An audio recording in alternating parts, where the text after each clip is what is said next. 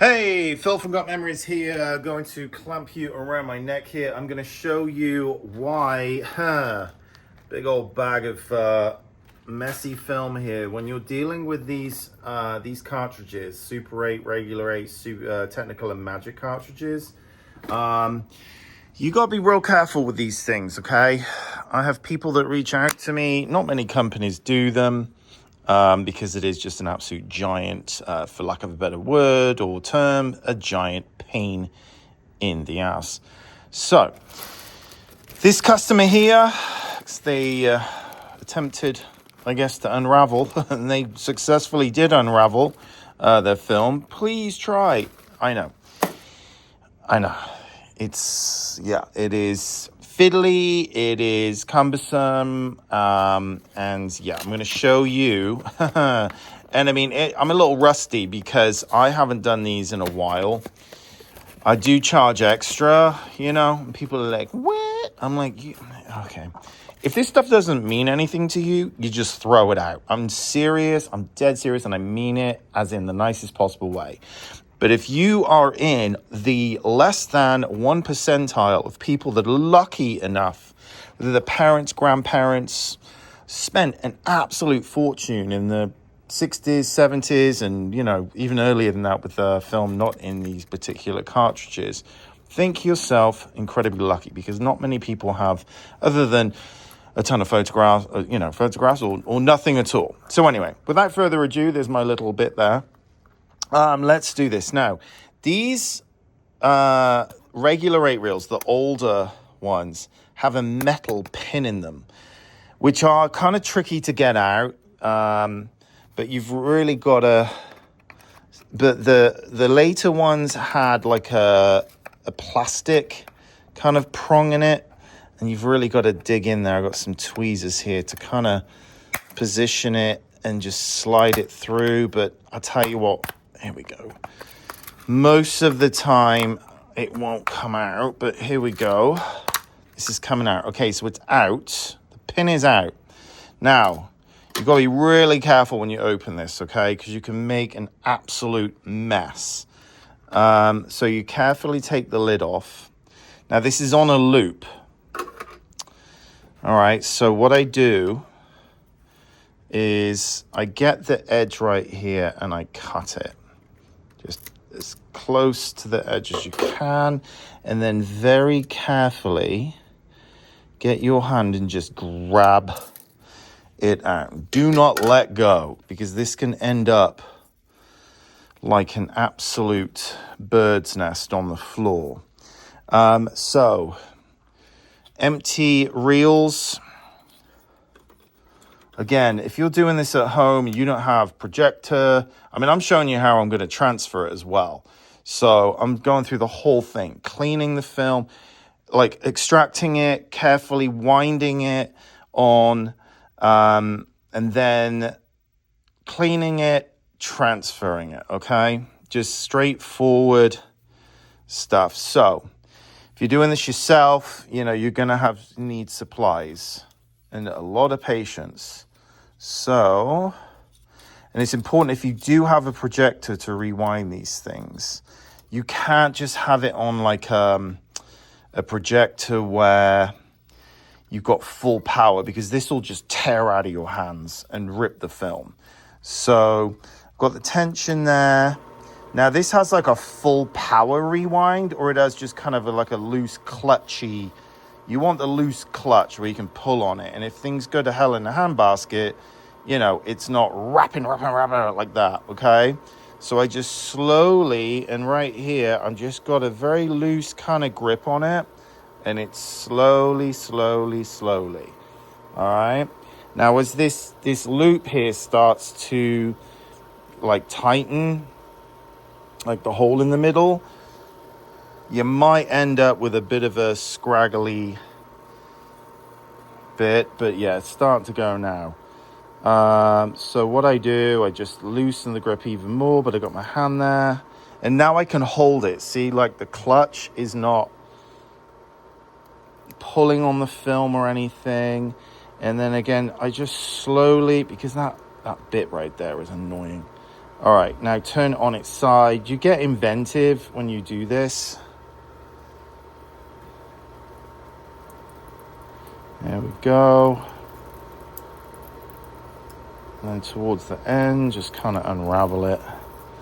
And there we go. Now, we're not over yet by a long shot, because this is actually, if I put this through the projector right now, it would be upside down because it's tail ends. So you need to rewind it. Now, what I do here is I'm going to put it on here, and this is a Tobin Cinema System machine. And let's see, just do that so it's not going to go anywhere. I'm going to grab a peg pad. There we go. And then I'm going to clean it. All right, there's one. Film cleaner. Okay, now this film cleaner, just going to douse that. This is Film Renew. It is a product from Abansky Film. And yeah, does a good job. So now I've got another reel on here, which is going to be the take-up reel. I'm just going to give this a little clean, this end right here. Okay. And cleaning is essential. This day and age, yeah, I can tell maybe this film has been in a smoker's house. I don't know, but the reels are all kind of dirty in terms of like the packaging. And this was like a clear plastic at one point, obviously heat and such. But yeah, you want to get this clean. So let's have a look. I'm just going to give that another little. So you can see how like clear that is right now. Watch this. So I'm going to just keep this in reverse here with the Tobin. And I've got a good grip on it. And I'm also twisting my finger and thumb. So it's kind of using a different portion of the pad to clean it. There's the splice. You can see right there, there's a burn. Because this thing's on a loop, there's 3 burns right there. So when it's been played in the machine, it's stopped and the bulb is burnt through the film.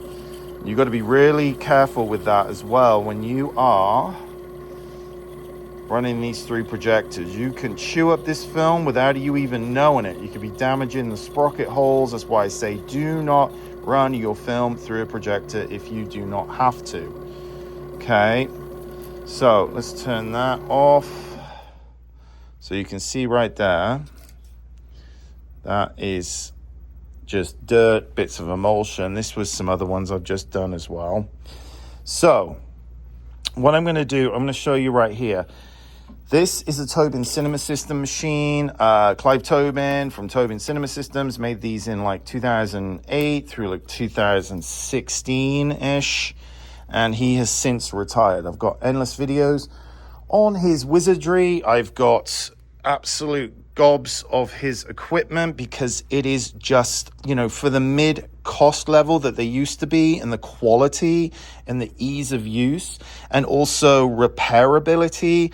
I've had to modify a bunch of different things on here over the years. Now, OEM from Tobin did have issues, but I've had to take these to pieces, get some bits and pieces 3D printed and stuff. So these things do keep running because you can't just buy these anywhere, okay? And Tobin's been out of business for years. So Abansky Film does service them, but you got to ship it to Chicago, downtime, parts, labor, everything's expensive.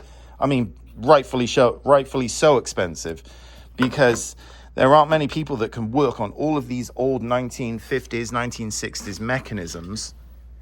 And that is why you clean the film beforehand, because it is self-preservation.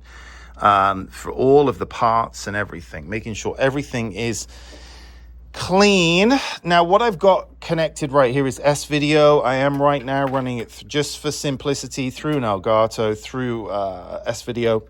For the trolls out there, you know, God, unbelievable. So I got this going through S-Video. I'm going to full screen this, and then I'm going to turn it on. And you've got your exposure, you've got all this stuff right here. And then we're going to run it and we're going to capture it. And there we go. And there's the footage. I'm going to stop this real quick because this isn't very fluid. Something's going on with this. I'm going to I am going to unplug. Sometimes with, these capture cards, you need to restart them and so forth. So this was reel 7. 1, 2, 3, 4, 5, 6, 7. You've got to keep track of all this stuff. Numbers, etc. So let's see if that's any... There we go. That's better. Okay.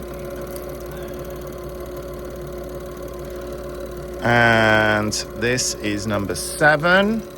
So give it a second here. The little girl's running, walking. Okay, we're going to start the capture. And we're going to make full screen. And here we go. There's everything right there. Running in real time. We're going to take this up here. And just let's have a look.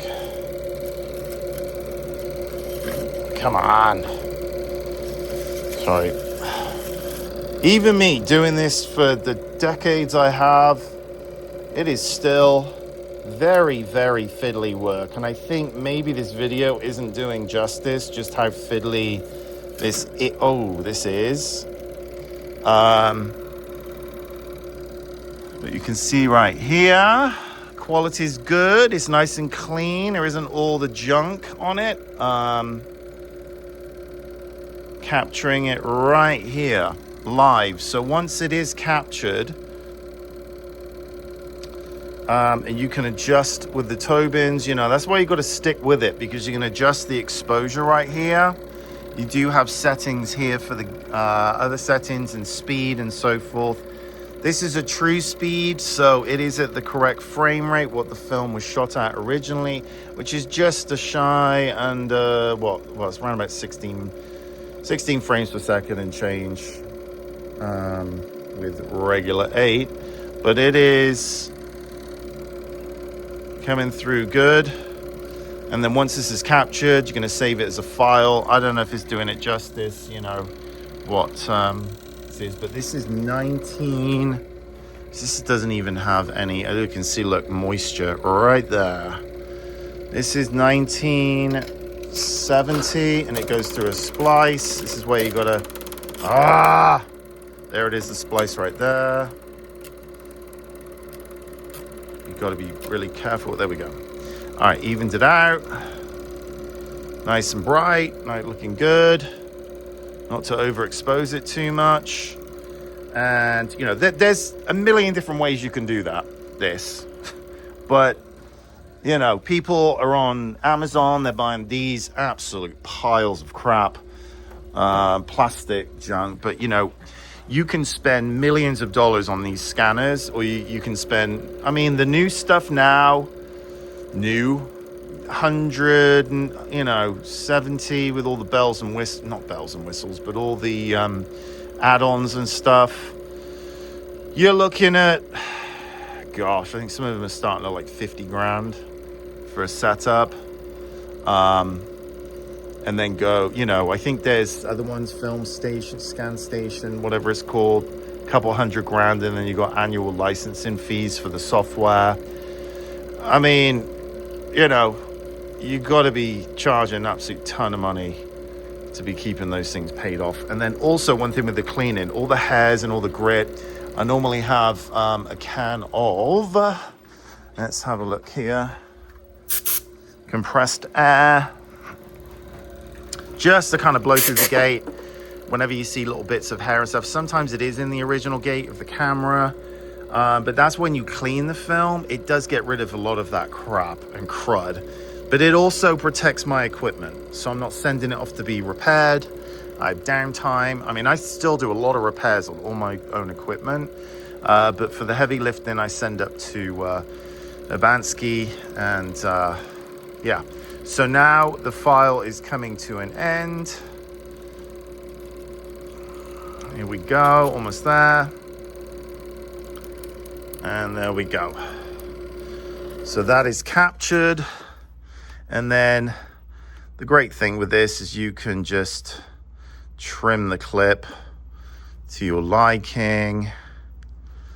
And if you want to really, and it renders in seconds. I can't even state like how efficient. This is all about efficiency. And when you've got all these like trolls with way too much time on their hands, clearly aren't in business or understand anything about customers and, you know, the ins and outs. And then what you want to do, you can do, is you can edit this stuff.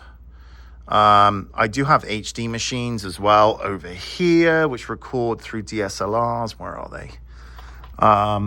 You know, so there we go. There's my HD machines over here. Tobin HD, 1 second.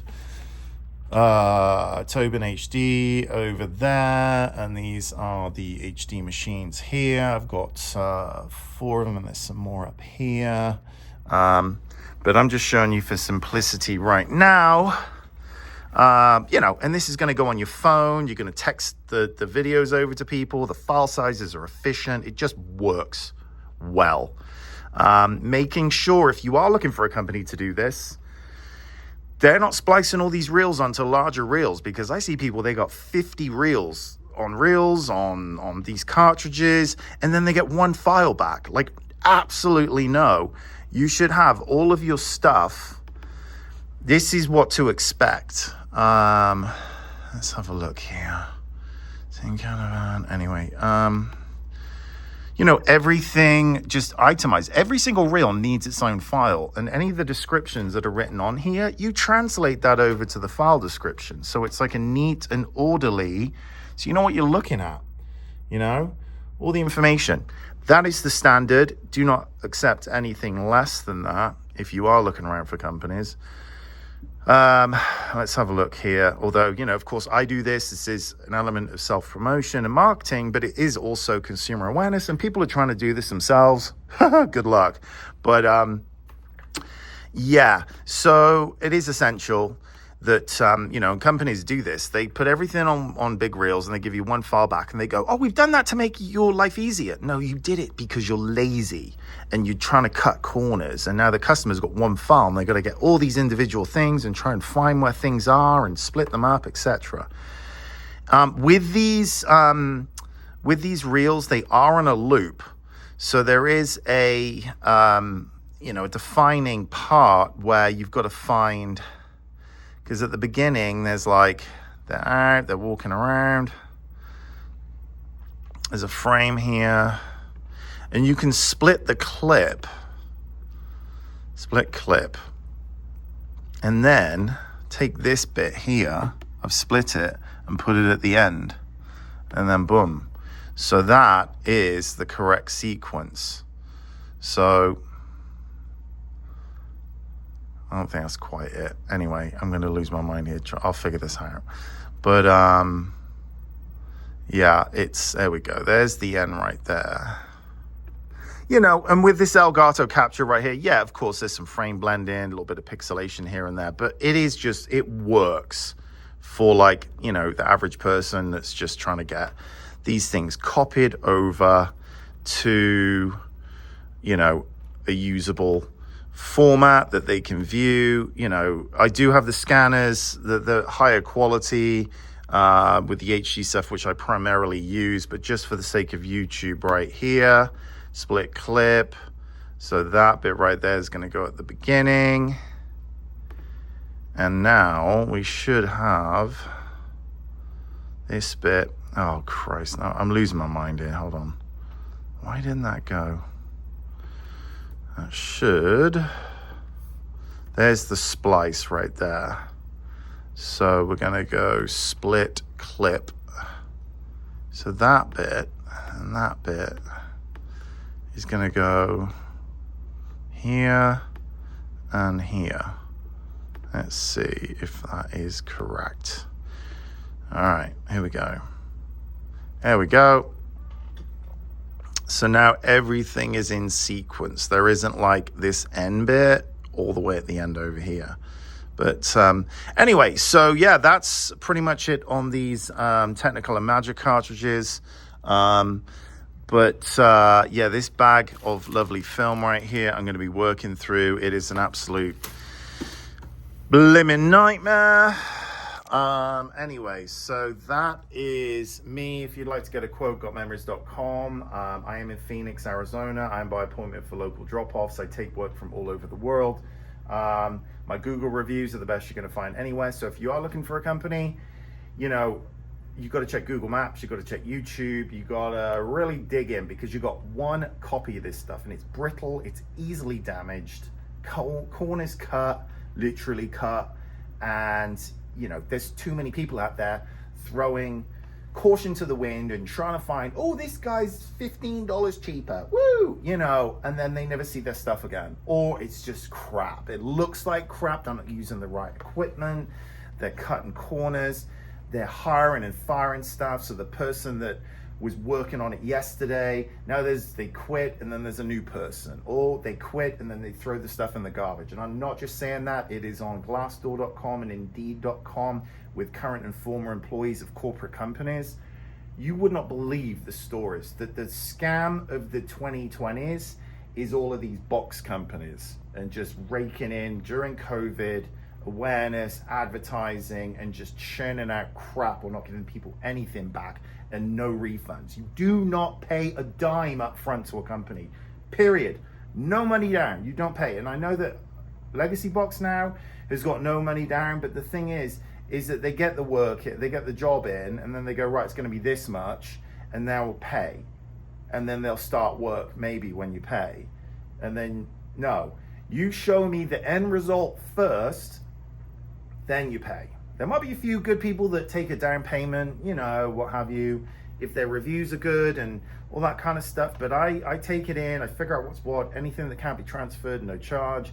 And then when people are done, I send them a YouTube link just with me on the phone, showing them all the files off the screen, going, here it is, all done, here's the bill. And it's usually less than what I quoted. But I don't compete with all these companies. I'm fair on pricing, but if you're looking for the lowest price, don't bother filling out the quote form. I do need an overhead picture of the material so I can verify condition, because these things are old. There's pack rats everywhere, and a lot of people are finding me on YouTube because this stuff's in cruddy shape, and then I get it here and I'm like what the hell died on top of this thing? So I really got to tread lightly. This is a lifestyle business for me. I've had this for 23 years. I've had it really big. Now it's just myself and Samantha. So I don't need the business, and I work with amazing customers. So if you appreciate everything that, the attention to detail, all of this content, everything, it's going to be in good, safe hands.